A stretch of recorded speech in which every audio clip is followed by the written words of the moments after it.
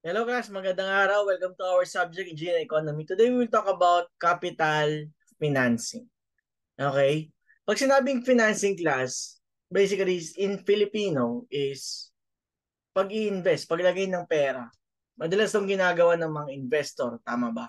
For example, uh, mag-open ka ng isang coffee shop, kailangan mo ng kapital, sige, papahiramin kita ng pera. Or pwede rin, manghihiram ka ng pera sa gobyerno or sa isang funding agency. Yan yung tinatawag natin na capital finance. Okay? And paano kikita doon? Di ba?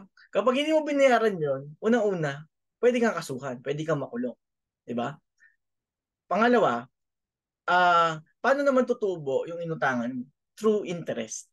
And pag sinabi natin interest, pinag-aaralan natin yun ngayon, di ba? Sa engineering economy. Meron silang probable returns whenever they are investing to you. So madalas may mga taong ganito, especially sa tech. No? If you watch the series, what you call this, Startup, no? Starring Bezos, may ultimate crush, no? Uh, ang goal, ang role doon nung ni Good Boy, no, is he is an angel investor sa mga startup companies. Ganun yung ginagawa nila. So without further ado, allow me to share my screen. And syempre, meron pa rin tong mga computation.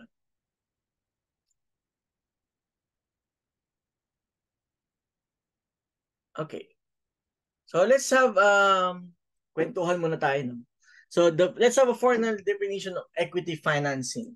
It is when a corporation sources funds from an investor, as I said earlier, no? Kumukuha ng pera who agrees to share profit and loss to the extent of its share. These investors become owners of the company to the extent of their share of investment.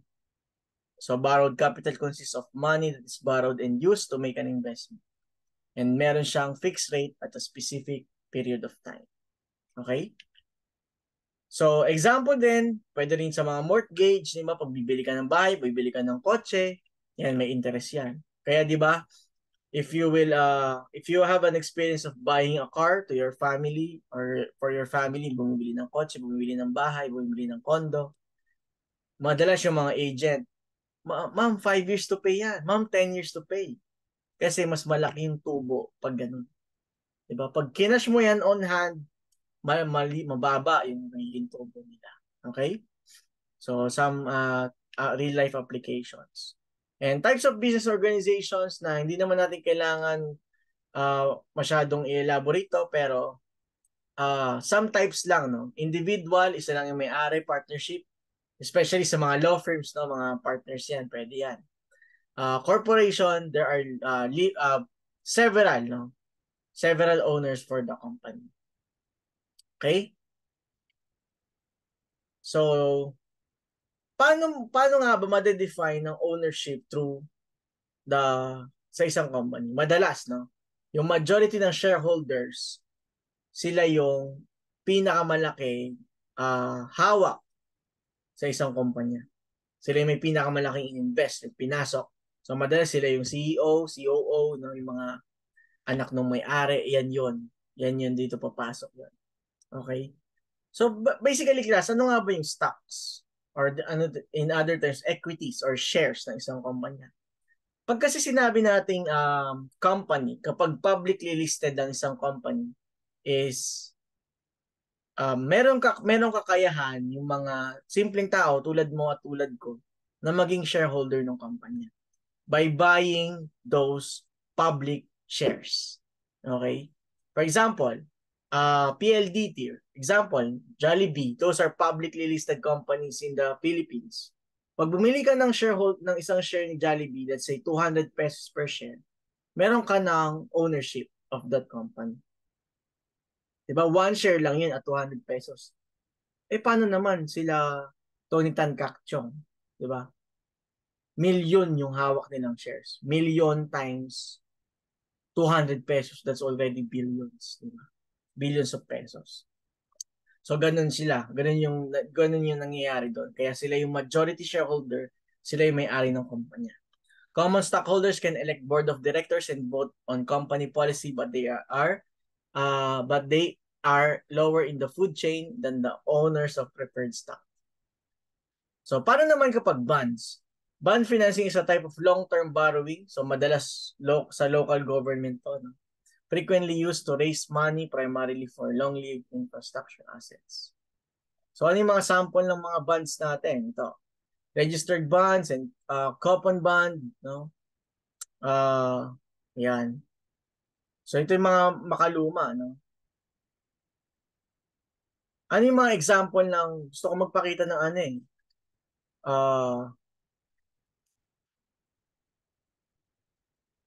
Ng sample bonds dito sa atin. Ayan, no? If you can see here, class,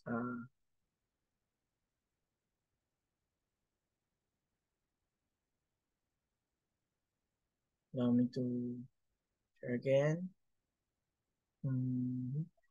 Boom. Ayan, no? Bangko agad, no? We're not promoting that, pero ayan. So usually sa mga banks, ayan, government, ito ano to? Retail treasury bonds, no, sa Pinas, government din, RTB. Yan. So and ito, bagay sa slide natin, ito sample shares, no. Ito yung mga matanda pa pero ngayon kasi we can publicly trade or trade these stocks via the stock market. Okay? So mas malawak na usapin yon, pero so far ito na lang muna yung bibigay kong information. Okay? So methods of bond retirement, corporation may issue another set of bonds equal to the amount of bonds. So ganun lang din, no? And dahil may mga pinagdating nyo kasi may binabanggit ng mga sinking fund, alam na natin na meron na namang papasok dito ang computation. So ito na nga. So, ay, naka-enlarge pala yun. Sorry about that.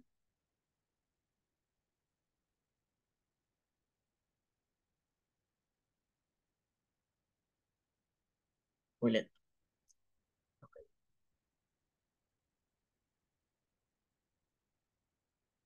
Share screen. Boom. Yeah. So, bond retirement by sinking fund, kitang-kita dito, class, no? Meron kang future accumulated amount and meron kang annually na binabayaran. And meron yung interest. Okay? So, simple lang yung formula nito. And proceed na tayo sa problem as I discussed ano. So, the formula is this, class. So, based on the book, no? The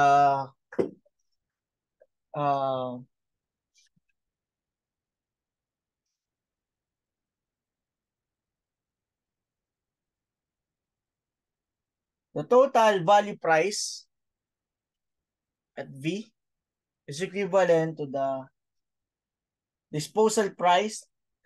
Sorry about the variables, class, no? Iba kasi sa book pero almost na rin yan ng S or ano. So, basically, ano lang naman, P given F. And by the way, bibigay ko rin naman to. No? Plus the nominal rate times the Z, the face value, times the P given A na to. Ay, hindi. Yun. Okay? So let's try solving this. A bond issue of 200,000 in 10-year bonds. So alam na natin. Future of 200,000 in 10-year bonds, 1,000 units annually, paying 16% nominal interest. Take note kasi ito na. Dito lang tayo magiging critical. When we talk about nominal, that is R, and compounded interest semi-annual, that is I. Okay? Okay? Tingnan natin. So let's list first the given.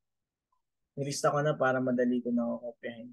Given the future amount of 200,000 pesos. Okay? Pesos. The nominal rate of 16% nominal interest, that will be divided by 2. Okay? Bakit? Semi-annual payments. Okay? Semi-annual. Pag quarterly, divided by 4. Okay? That will be 8%. Next, annual payment of 1,000 pesos. That is 1,000 units. Compounded semi-annually, eto na. Dahil compounding, magsosolve pa tayo dito. That will be 1 plus 0.12 raised to 12. Okay? Minus 1. Okay? Multiplied by 1. That will be your 5.83%. Diba? Nakakalito na. Dalawa na yung percentage mo niya. But take note of R and I. Okay? So, yun na. Given na lahat. Nakuha na natin. So, we can now solving for the value that, hindi ko na solve ng class i-input na lang natin. P given F, that will be 200,000 multiplied by finding P given F. Ito, ano nyo na lang to. 5.83% for a span of, eto lang, class pala. I forgot to say. Gaano karami ka nagbayad? Di ba? 2 beses kada isang taon in 10 years. Di ba? So that will be N periods. In 10 years, 2 beses ka magbayad. It will be at 20 periods. Okay? So that will be 20. Plus, that will be 1,000 units multiplied by 0.08, the nominal rate, multiplied by finding P given A, 5.83% and 20 years. Yun na. Hindi ko na na-solve na class. So I want you to simplify na lang. So you can simplify this. Kasi wala tayong for that sa table. Kaya hindi ko na.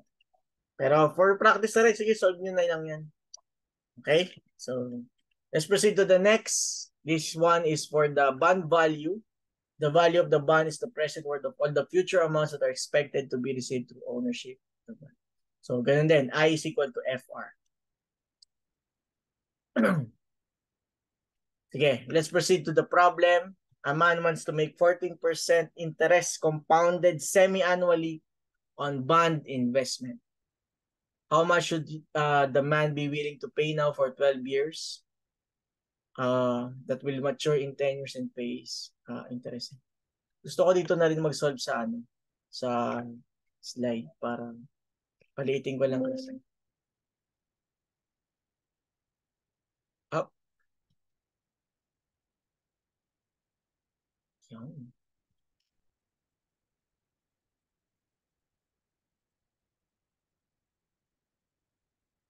Share screen.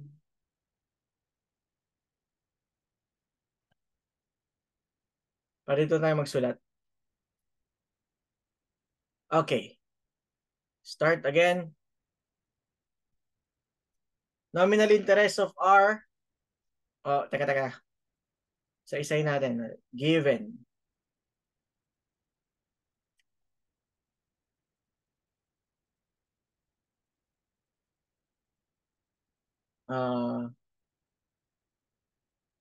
F is equal to 10,000. Diba? Nominal interest of 14% divided by 2. That will be 7% nominal interest. I, yan na. 12% semi-annually. That will be 6%. 10 years of payment and is equivalent to 20 years. 20 periods. Reto na ba? So if I am to write the cash flow diagram, how much will be the will pay now? Ngayon pa lang maiisip mo na agad that will be finding P. Diba? So that will be V is equivalent to, sige, let's write the diagram. The cash flow diagram. At P is unknown. Diba? What is A? I, 6% multiplied by 1,000 pesos. No. 10,000. Ano ba? Tama, that will be 600. And yung payment annually in the future worth of 10,000 pesos. Yun na. Ganyan lang ang cash flow diagram. So finding P, that will be the value is equivalent to that will be 10,000. Finding P given F at what's the interest rate? Pares lang ba ito ng 6%? Oh, that will be I.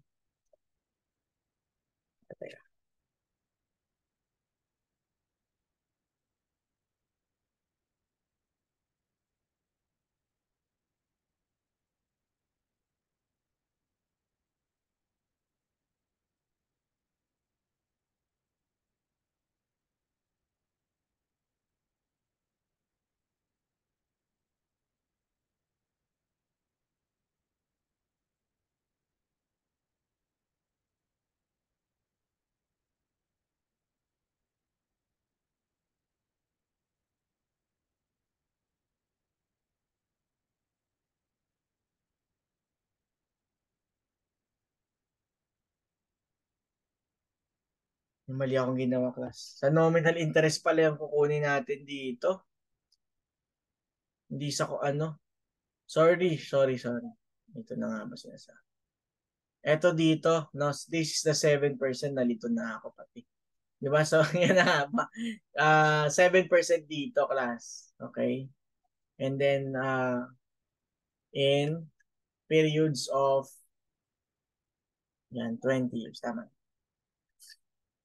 So, yung problem kanina, please correct, no?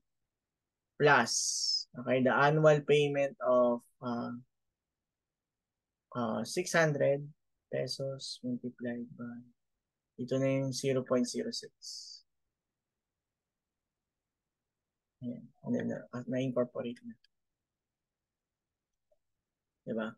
A, 10,000 multiplied by 0.06. That will be 600. Finding P given A, 7% and 20 years. So that computing days, ang makukuha yung sagot class will be 8, 9, 14. So yung kanina class, mali lang natin dito is we use the I. So that will be solving for the value 200,000, finding P given F. Ito na. That will be 8%. Yung 20 years plus 1,000 multiplied by 0.06 yun. Multiplied by the P given A 8%. Ito na. So, simplify nyo lang ito. Yan yung sagot. So, screenshot nyo na lang, class. Okay. Tama ba ito? Check nyo natin.